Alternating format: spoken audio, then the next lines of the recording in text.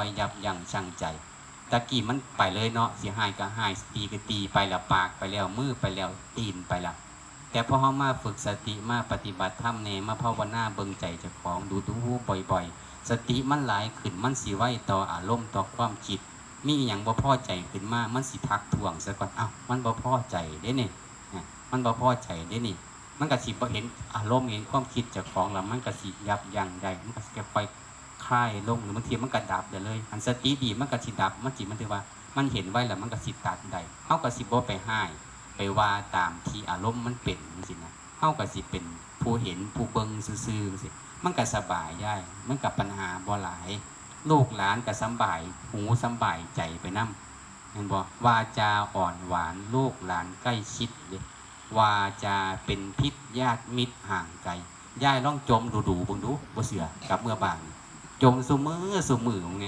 หลานก็บ่อยากเข้าใกล้บ่ว่าแต่หลานหรอกย่ายหมากับแมวก็บ่อยากเข้าใกล้ผู้ใดใจหายดูผู้ใดย่างไปมาย่างหนีพิจารณาเจ้าของโดดเด้แมวคือกันบ่ไก่กูจักเทื่อหมากูเลี้ยงแมวกูเลี้ยงบ่มาหากูจักเทื่อต้องพิจารณาเจ้าของเด้มันใจหายมันก็บ่อยู่มันก็บ่อยากอยู่ไกลแต่ถ้าเฮาใจดีใจเย็นอ๋อ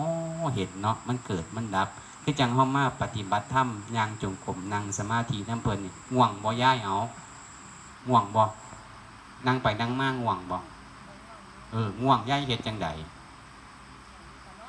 ง่วงนอนปฏิบัติธรรมจังได๋ง่วงสิไปนอนอ๋อมันมีหลายวิธีอยู่เนาะ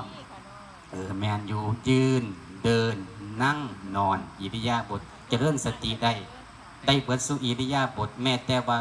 คูเดินมีสติก้าวไปข้างหน้ามีสติถอยกลับมาข้างหลังมีสติในการแลดูการเหลียวดูมีสติในการทรงสังคติบาทจีวรเพิ่นบอกในพระไตรปิฎก